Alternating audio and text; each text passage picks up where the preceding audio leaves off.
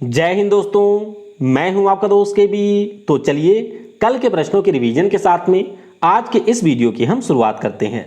तो पहला प्रश्न था कि प्रत्येक वर्ष विश्व जैव ईंधन दिवस कब मनाया जाता है। तो ये दिवस हर साल होता है आपके 10 अगस्त को।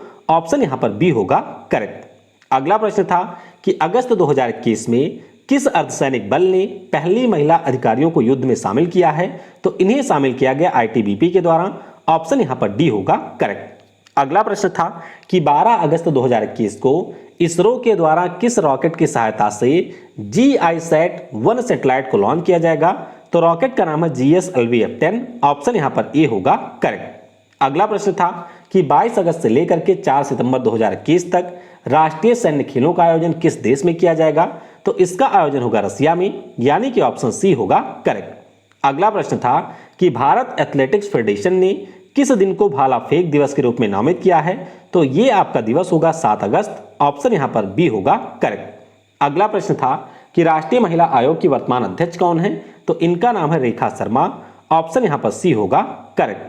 अगला प्रश्न था कि अगस्त 2021 में किस राज्य की सरकार ने वंदना कटारिया को राजदूत बना दिया है। तो ये है उत्तराखंड की सरकार। ऑप्शन यहां पर ए हो जाएगा करेक्ट। और ध्यान रखिएगा, वंदना कटारिया हमारे महिला हॉकी की खिलाड़ी हैं।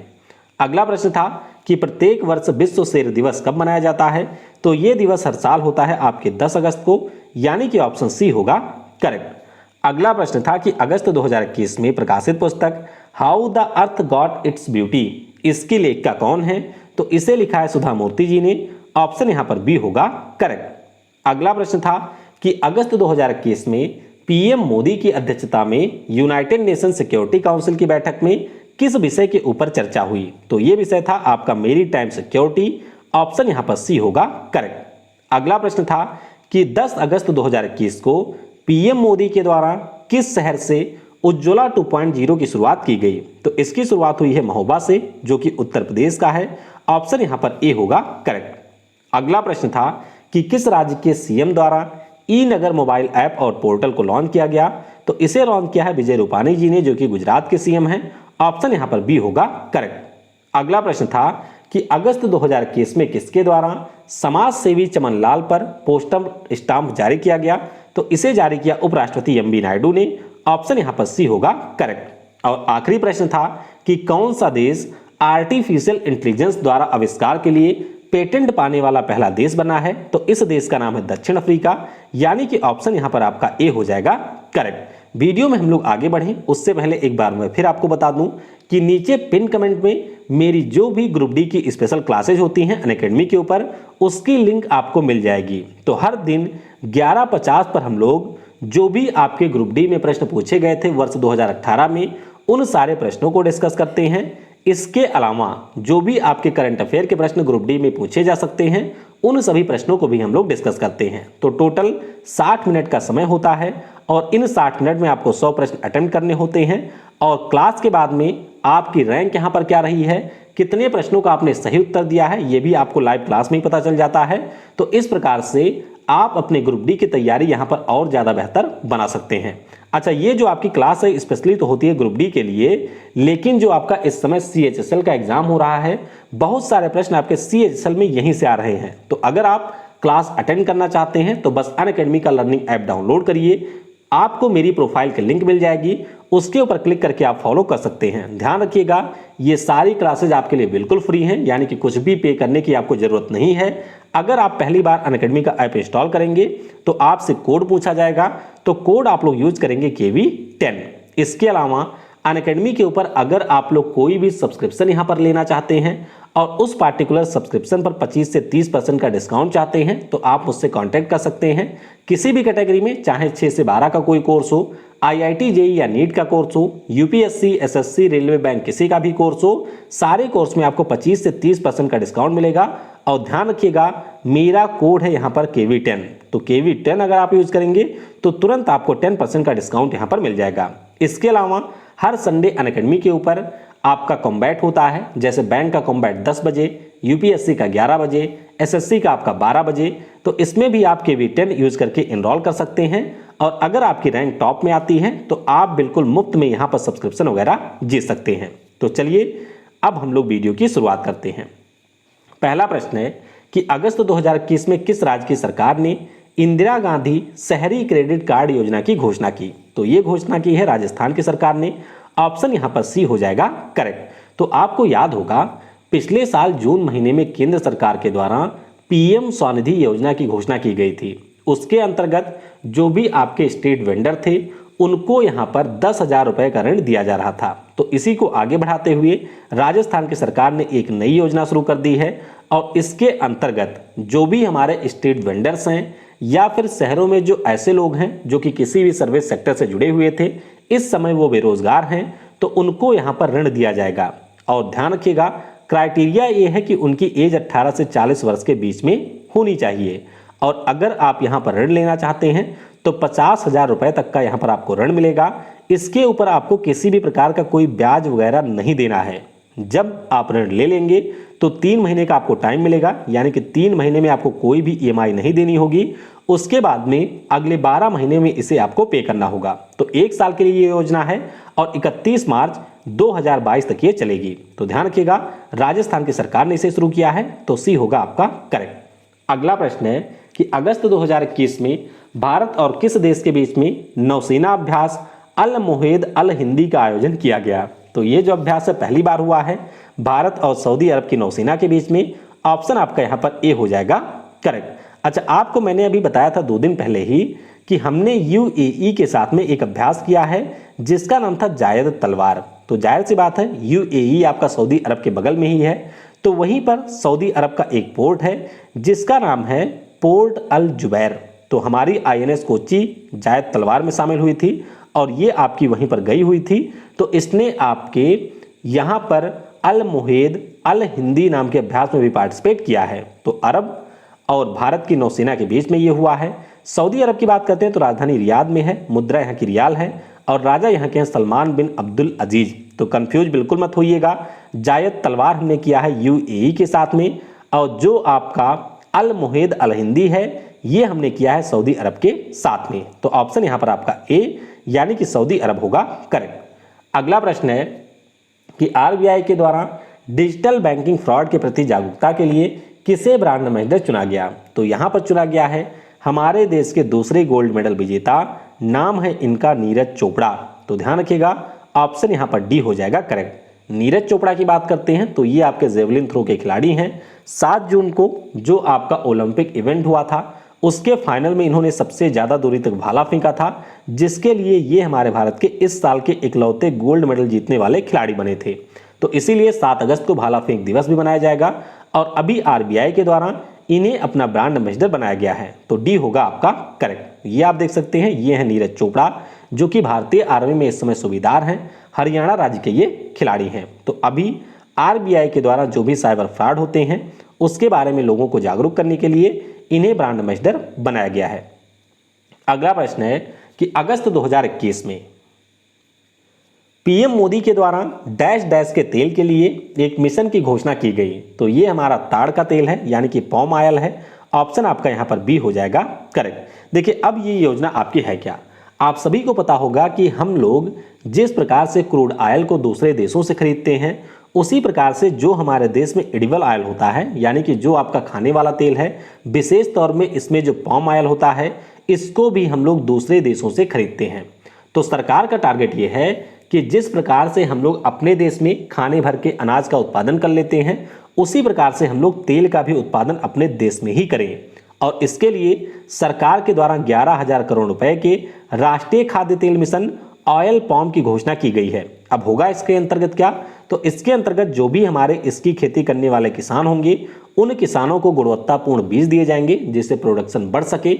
इसके अलावा जो भी टेक्निकल सपोर्ट यहाँ पर उनको चाहिए होगा वह भी सरकार के द्वारा दिया जाएगा। तो ध्यान रखिएगा ये आपके पॉम ऑयल के लिए शुरू हुआ है। तो ऑप्शन हमारा बी होगा करेक्ट।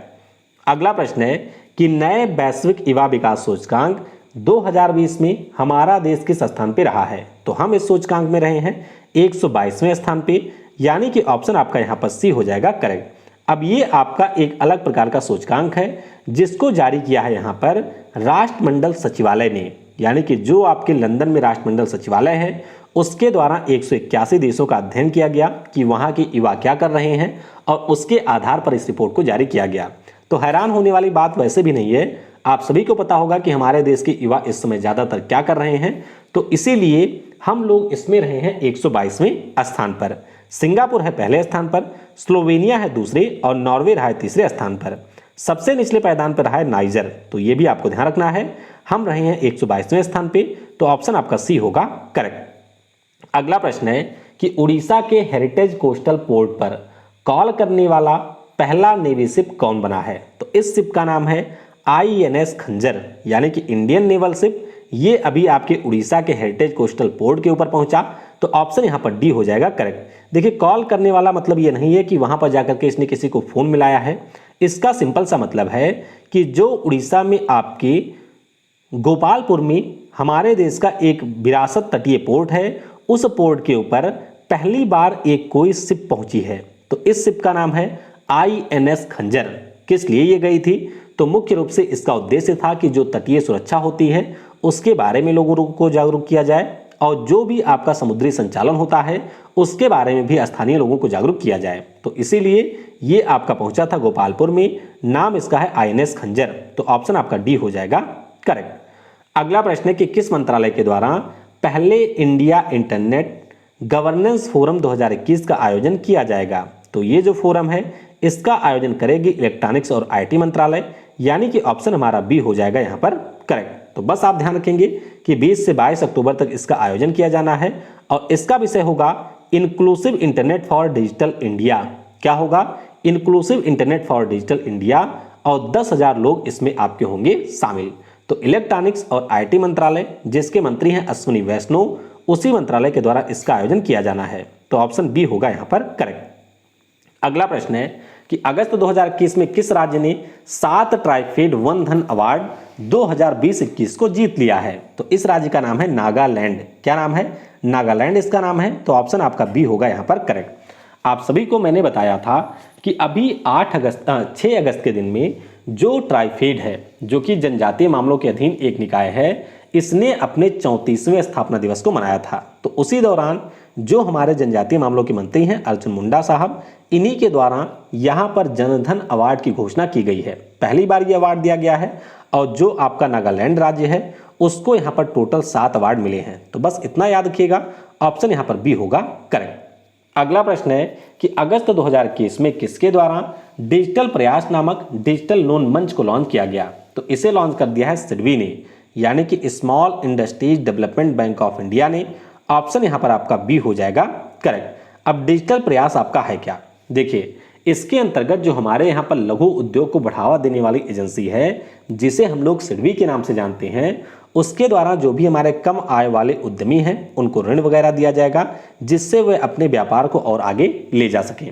सिडबी की बात करते हैं तो स्थापना 2 अप्रैल 1990 को हुई थी। मुख्यालय इसका आपको लखनऊ में मिलेगा, और इसी साल इसके अध्यक्ष बने हैं शिव एस रमन। अगला प्रश्न है कि अगस्त 2021 में किस बैंक ने भारतीय नौसेना के साथ ऑनर फर्स्ट डिफेंस अकाउंट के लिए समझौता किया है? तो ऑनर फर्स्ट जो डिफेंस अकाउंट है ये खोलेगी IDFC फर्स्ट बैंक। ऑप्शन यहां पर आपका ए हो जाएगा करेक्ट। अच्छा, अगर आपको याद हो तो पिछले साल जो हमारे यहाँ का बैंक ऑफ बड़ौदा है उसने मिलिट्री सैलरी पैकेज के लिए भारतीय आर्मी के साथ में समझौता किया था। मतलब क्या होता है इसका? देखिए, इसका सिंपल सा मतलब ये होता है कि जो हमारे ये बैंक होते हैं, सेना के जो इस समय कर्मचारी हैं या फिर जो भी आपके सेवानिवृत्त कर्मचारी हैं, उन सभी के लिए एक विशेष अकाउंट की सुविधा यहां पर दी जाती है। बैंक ऑफ बड़ौदा वाला आपके अभी CHSL में भी पूछा गया था, तो थोड़ा सा इसके बारे में ध्यान रखेंगे कि नेवी के साथ में IDFC फर्स्ट बैंक ने यहां पर समझौता किया है। अब सवाल ये उठता है कि इनके द्वारा फैसिलिटी क्या क्या दी जाएगी। तो अगर हमारे सेना का कोई कर्मचारी या फिर सेवानिवृत्त कर्मचारी यहां पर अपना अकाउंट खोलता है तो उसको सबसे पहली सुविधा ये मिलेगी कि 0 बैलेंस पर उसका अकाउंट यहां पर ओपन किया जाएगा। दूसरी सुविधा ये मिलेगी कि जो भी जमा राशि होगी उसके ऊपर 5% वार्षिक ब्याज दर मिलेगा। इसके अलावा नो मिनिमम बैलेंस, यानी कि कोई भी न्यूनतम बैलेंस की सीमा नहीं रखी गई है, यानी कि 0 बैलेंस पे भी आप अपने अकाउंट को यहां पर रख सकते हैं। अगर किसी प्रकार का कोई भी एक्सीडेंट वगैरह होता है तो 46 लाख का बीमा मिलेगा, और अगर कोई भी एयर एक्सीडेंट वगैरह होता है तो उसमें 1 करोड़ रुपए का यहां पर कवर दिया जाएगा। IDFC फर्स्ट बैंक की बात करें तो 2018 में स्थापना हुई थी। मुख्यालय आपको मुंबई में मिलेगा। MD और CEO हैं V वैद्यनाथन। अगला प्रश्न है कि अगस्त 2021 में किस राज्य की सरकार के द्वारा आईटी क्षेत्र के लिए राजीव गांधी पुरस्कार की घोषणा की गई। तो ये जो पुरस्कार है ये आपका दिया जाएगा महाराष्ट्र की सरकार के द्वारा। ऑप्शन यहां पर आपका डी हो जाएगा करेक्ट। आप सभी को ये पता होगा कि अभी जो पीएम मोदी हैं उन्होंने हमारे देश के जो भी देशभक्त हैं उनकी मांग पर जो हमारे देश में खेल के क्षेत्र में सर्वोच्च पुरस्कार दिया जाता था, जिसे हम लोग राजीव गांधी खेल रत्न पुरस्कार के नाम से जानते थे, उसका नाम बदल दिया गया। तो क्या कर दिया गया है, मेजर ध्यानचंद खेल रत्न अवार्ड उसका नया नाम हो गया है। जाहिर सी बात है राजीव गांधी का नाम हटा दिया गया। तो महाराष्ट्र जहां पर एक गठबंधन की सरकार है, शिवसेना, एनसीपी और कांग्रेस की, तो वहां की सरकार ने यह कहा है कि आईटी क्षेत्र में उत्कृष्टता के लिए हम लोग राजीव गांधी जी के नाम पर एक पुरस्कार देंगे। तो ऑप्शन आपका यहां पर डी महाराष्ट्र हो जाएगा करेक्ट। तो ध्यान रखेंगे राजीव गांधी जी हमारे देश के 5वें पीएम रहे थे 1984 से 89 तक, ये भी आपको ध्यान रखना है। तो आईटी क्षेत्र में ये पुरस्कार दिया जाएगा। अच्छा, आईटी क्षेत्र में दिया जा रहा है तो आप कह सकते हैं राजीव गांधी के नाम पर ये हो भी सकता है, क्योंकि हमारे देश में जो कंप्यूटर लाने का श्रेय जाता है वह आपके राजीव गांधी को ही जाता है। तो ध्यान रखेंगे ऑप्शन यहां पर डी हो जाएगा करेक्ट। अगला प्रश्न है कि अगस्त 2021 में कैसीफाई ने किस अभिनेता को अपना ब्रांड एम्बेसडर बना दिया है। तो कैसीफाई ने बना दिया है राजकुमार राव को, यानी कि ऑप्शन आपका सी हो जाएगा करेक्ट। तो ये आप देख सकते हैं ये है राजकुमार राव, शादी में जरूर आना मूवी वाले ये एक्टर हैं। और कैसीफाई की बात करते हैं तो ये हमारी एक ऐसी कंपनी है जो कि सेकेंड हैंड स्मार्टफोन या जो भी आपके अन्य इलेक्ट्रॉनिक गैजेट होते हैं उनको यहाँ पर बेचती है। तो ध्यान रखिएगा इन्होंने अपना पहला एम्बेसडर बना दिया है राजकुमार राव को। तो इस प्रकार से हमने आज के करंट अफेयर को डिस्कस कर लिया है। अब आइए कल के प्रश्नों का उत्तर जान लेते हैं। पहला प्रश्न था कि समुद्र में जहाजों के आवागमन पर निगरानी के लिए इसरो के द्वारा लॉन्च सैटेलाइट का नाम क्या है। तो इसका नाम है सिंधु नेत्रा। ये भी आपके CHSL में भी पूछा गया था। अगला प्रश्न था कि भारत के द्वारा किस वर्ष पहले सैटेलाइट आर्यभट्ट को लॉन्च किया गया था। तो इसे लॉन्च किया गया था 19 अप्रैल 1975 को। CISF के महानिदेशक कौन हैं। तो आपके सुबोध कुमार जायसवाल जी थे, अब उनके स्थान पर बन गए हैं सुधीर कुमार सक्सेना। तो नाम ध्यान रखिएगा सुधीर कुमार सक्सेना इसके वर्तमान में महानिदेशक हैं। आज के वीडियो से आपके लिए प्रश्न है कि कुडनकुलन न्यूक्लियर पावर प्लांट जो कि तमिलनाडु में है, इसको हमने किस देश के सहयोग से बनाया है। दूसरा प्रश्न है कि भारतीय रेलवे के द्वारा जो पहला गतिशील फ्रेश वाटर सुरंग एक्वेरियम है, इसको अभी किस शहर में बनाया गया है। तीसरा प्रश्न है कि सी ब्रेकर जो मिसाइल है इसका परीक्षण अभी किस देश ने किया है। और कर्नाटक के पिछले महीने नए CM बने हैं, तो उनका नाम भी आप लोग कमेंट में बता सकते हैं। तो इस प्रकार से हमने आज के करंट अफेयर को डिस्कस कर लिया है। और वीडियो आप लोग शेयर थोड़ा कम करते हैं तो कोशिश करिए कि वीडियो आप शेयर भी जरूर किया करें। Thanks for watching. जय हिंद, जय भारत। और सबसे जरूरी, पढ़ेगा भारत तो बढ़ेगा भारत।